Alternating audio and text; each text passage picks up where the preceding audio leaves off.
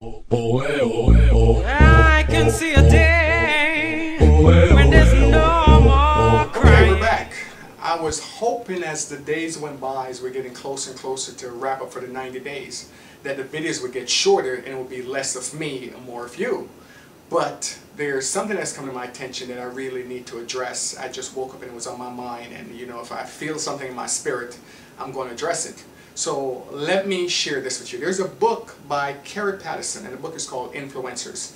And in this book, Kirk Patterson states that 2 or 3 behaviors can drive massive change in anything that we want to do or accomplish. 2 or 3 behaviors. Carey also says that failed strategies are usually a result of focusing on outcomes and not behaviors. Let me say that again. Failed strategies are usually a result of focusing on outcomes and not behaviors.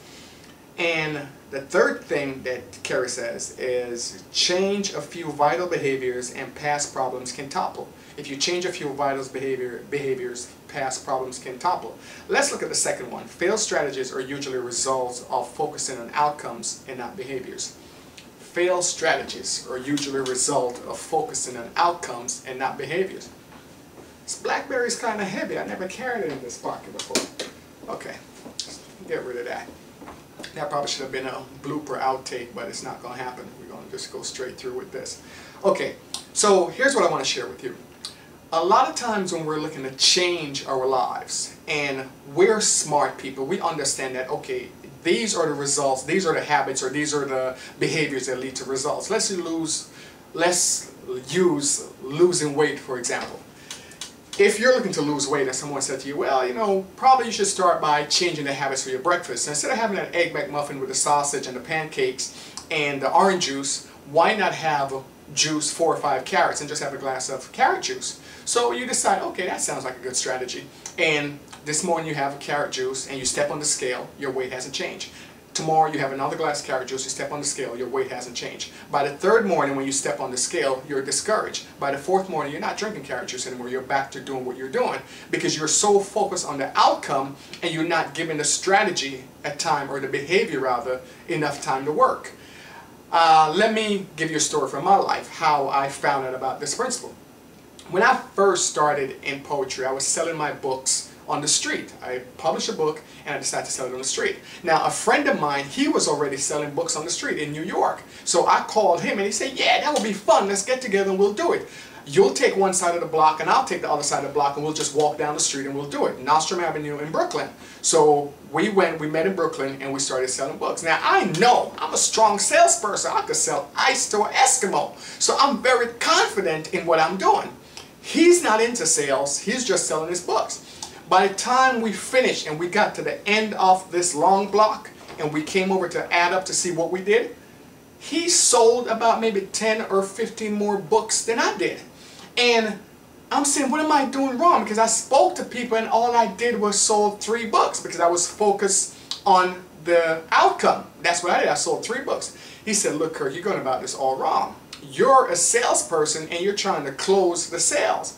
That's not what I'm doing. I'm talking to as many people as quickly as possible because I know this is a numbers game, and the more people that I speak to, the more sales I'm going to make. So I said, well, exactly what are you saying to them? He's saying, listen, I'm a young writer, do you want to buy a book? I'm a young writer, I just wrote my first book, would you be interested? And that's it. If they said yes or no, if they said yes, he sold the book. If they said no, he moved on. Hi, I'm a young writer. So the time I'm taking to convince someone, I'm telling them why I wrote the book and explain the poem to them, and he spoke to about 20 or 30 people. So he was way ahead of the game. So once I realized that, I changed my strategy and I started doing the same strategy, started speaking to more people very quickly. So he said the ratio is about 1 in every 10. If you speak to 10 people, you're going to close 1 sale. You're going to sell 1 book. So in order to sell 10 books, we have to speak to 100 people. That's pretty much how it works. I'm like, wow, that's a lot of people. So I got on and I started speaking to people. Hi, I'm a young writer, I just wrote my first book. Hi, I'm a young writer. And I noticed, spoke to 10 people, no one bought. Spoke to 20 people, no one bought. Spoke to 24 people, no sales. The 25th person that I spoke to bought 1 book.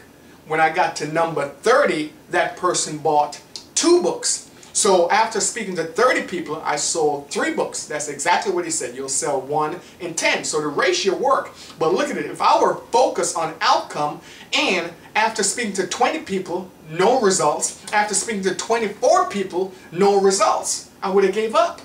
But I knew that what he was doing worked. So if I could just focus on the behavior and keep talking to people, sooner or later the numbers will add up. After a while, once I realized that the behavior, if you can master the behavior, then you can master the outcome, I started focusing on, okay, who's buying more? And I noticed that black women, African American women between the ages of about 25 and 40, they would always buy. And I realized that there's no one more supportive of the black male than the black woman. She wants to see this black man do well because that's her mate. So as long as she sees a young black male doing something positive, if a black woman can support them, she's going to support. So I started targeting that market. Every time I see a young black female, I went and I spoke to her. Now my ratio got cut down 1 in 5. If I spoke to 5 women, 1 will buy. Got so good that I realized if I spent more time and did a poem, kick a little poem and flirt a little bit, or think, baby, I wrote this poem for you. Listen, if thinking about you were a crime, then convict me and take every dime. Sentence me to maximum time because, woman, you stay on my mind. Your ways, how sweet, how tender. Convict me now from a repeat offender. Let not the Pope forgive me. Let the governor condemn me because the thought of you is embedded in my destiny. Off your thought, I have a lifetime subscription. Should be canceled and bring me the lethal injection. For your love is my affliction. Your lips, my addiction. So just by spending another 20 or 30 seconds kicking that little poem, it would increase my sales and I would get them to buy 2 books instead of 1 or 3 books sometime. So I understood the game, but I stayed with the behavior. I didn't look at the outcome. It's not working, it's not working. And that's what a lot of people do. They're so focused on the outcome that they don't give the behavior a chance to work. And that's what you have to do. You have to give the behavior, keep doing it over and over. It's like, you know that if you put a pot of water on the stove and turn the stove on, sooner or later it's going to boil. But if every 2 seconds you keep opening the pot and looking, it's not boiling, it's not boiling, it's not boiling, you diffuse the energy and it doesn't really work for you. So whatever it is that you're doing, focus on the behavior. If you know that these particular behavior leads to the results that you're looking for, then focus on the behavior and just keep doing the behavior. Make that behavior become a habit and the success will be automatic. You don't have to focus on the outcome, because if you're focused on the outcome, you'll start saying, oh, it's not working, your ego get involved, all of a sudden you're offended that these people didn't call you back, or those people said they were going to do this, but they didn't. It's not going to work for you. Focus on the behavior that leads to the result that you're looking for, and just keep doing that. And if you constantly do that and reinforce that behavior, then the outcome sooner or later takes care of itself. So that was on my mind when I woke up this morning. I wanted to share that with you, and I hope that helped. Tomorrow's going to be another video that's longer than I anticipated, because again I have a question that someone asked me regarding the video on day 80. So I need to go back and clarify and address some things in that. So we'll talk more tomorrow, but hopefully this was good for you as it was for me. Talk to you soon. Bye-bye. I can see a day